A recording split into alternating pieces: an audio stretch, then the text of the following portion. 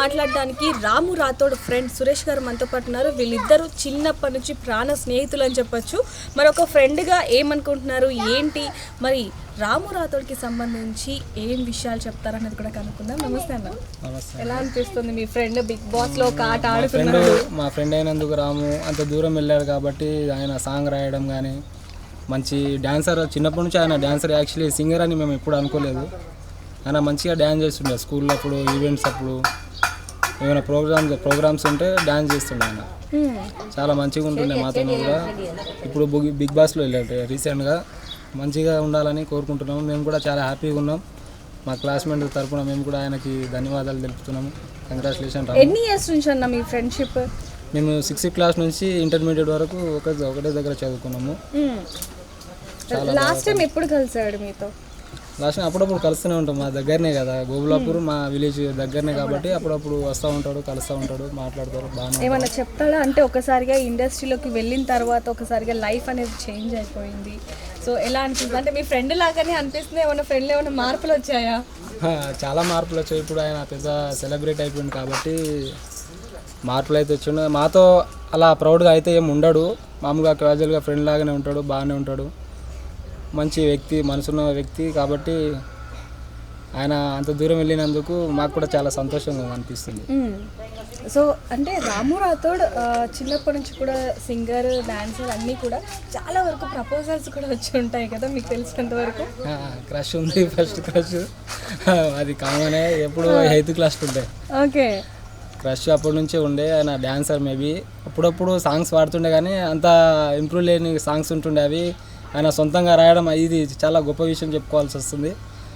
ఆయనే సొంతంగా రాసి కొరియోగ్రఫీ చేసి మంచిగా ఇంత మంచిగా సాంగ్లు బయటికి తీసినంటే సొమ్మ సిలిపోతున్న సాంగ్ అది చాలా హిట్ అయిపోయింది. దాంతో మళ్ళీ రాను బొంబాయికి రానైన సాంగ్, ఇంకో అదృష్టమైన లక్, బిగ్ బాస్, ఇంకా పై ఎత్తు సినిమాలలో కూడా వెండి తెర మీద కనిపించాలని కోరుకుంటున్నాను. సో అంటే ఫస్ట్ క్రష్ అన్నారు కదా, ఎవరు అంటే ఎవరు అని చెప్పకండి, అంటే ఎలా ఉండేది ఏంటి అసలు? అంటే పాట పాడాడా ఆమె మీద ఏమన్నా, ఆమె గురించి?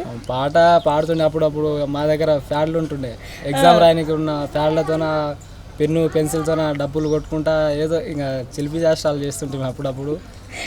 అవి ఆ చిలిపి చేష్టాలు కాస్త రైటర్గా ఆయనను మార్పించి మంచి సింగర్గా ఎదిగిండు కాబట్టి. అంటే స్కూల్లో కానీ కాలేజ్లో కానీ బాగా బంక్ కొట్టి సినిమాలకు వెళ్ళటం, లేకపోతే బయటికి వెళ్ళటం, అలాంటి క్లాస్ బంక్ కొట్టడం అలాంటివి ఏమైనా? సినిమాలని కాదు కానీ అప్పుడప్పుడు మ్యాథ్స్ టీచర్ మాకు బాగా కొడుతుండే. అందులో నేను కూడా ఉన్నాను. మ్యాథ్స్ టీచర్ అప్పుడప్పుడు కొడుతుండే, అప్పుడప్పుడు క్లాస్ ఎగ్గొట్టే వాళ్ళం. ఇది ఎక్కడికి వెళ్ళే వాళ్ళు అసలు? బయటికి వెళ్ళిపోయాము. బయటికి ఎక్కడైనా ప్రశాంత చెట్టు దగ్గర కూర్చొని మళ్ళీ ఇంటర్వెల్ పీరియడ్కి మళ్ళీ రిటర్న్ వచ్చేసేవాళ్ళం. వేరే క్లాస్ ఉన్నప్పుడు మళ్ళీ రిటర్న్ వచ్చేసినాం. అంటే చాలా వరకు కొంటే పనులు చేశారైతే? చాలా మామూలుగా ఉన్నాయి. అవి కామనే కదా. ఆ వయసులో ఆ కొంటే పనులు లేకపోతే ఈరోజు ఈ స్థాయిలో రావడానికి కూడా అది కూడా తోడు కావచ్చు అని అనుకుంటున్నాను. సో మీతో కలిసి ఉన్న వ్యక్తి, మీ ప్రాణ స్నేహితుడు బిగ్ బాస్కి వెళ్తున్నాడు అన్నప్పుడు ఏమనిపించింది? చాలా హ్యాపీగా అనిపించింది. మెసేజ్ కూడా పెట్టాను నేను, ఆల్ ద బెస్ట్, నువ్వు ఎలాగైనా సరే విన్ కావాలని చెప్పేసి. ఇంకోటి, మేము బిగ్ బాస్లో రాము రాథోడ్ అని కొత్తగా వాట్సాప్ గ్రూప్ క్రియేట్ చేసుకున్నాము. దాదాపు 3000 మంది ఉంటాము. అందరికీ ఫోన్లు చేసి మెసేజ్ పెట్టండి, రాముకి సపోర్ట్ చేయండి అని అందరితో చెప్పడం జరుగుతుంది. మేము కూడా చిన్న యూట్యూబ్ ఛానల్ నడుపుకుంటున్నాము ఇప్పుడు ప్రజెంట్.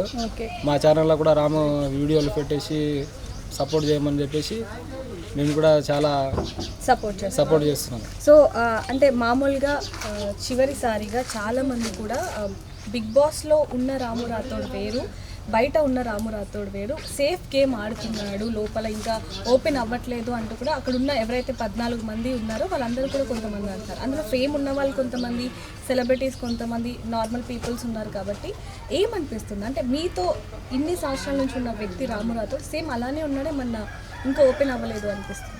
ఏం లేదు, అలానే ఉన్నాడు. ఆయన ఏమున్నా ఫ్రాంక్గా ఉంటాడు.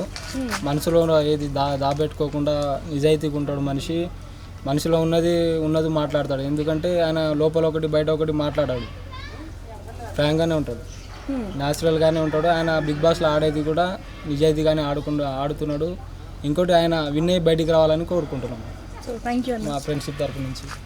సో చూడొచ్చు రాము రాథోడ్ స్నేహితుడు ఏమేమి చెప్పారో అన్నీ కూడా మనం విన్నాం. మరి ఇంకెందుకు ఆలస్యం, మరి మీకేమనిపిస్తుంది కింద కామెంట్లు రాయండి. మరిన్ని వార్తల కోసం చూస్తున్నానండి big TV. For more videos like this, subscribe Big TV channel.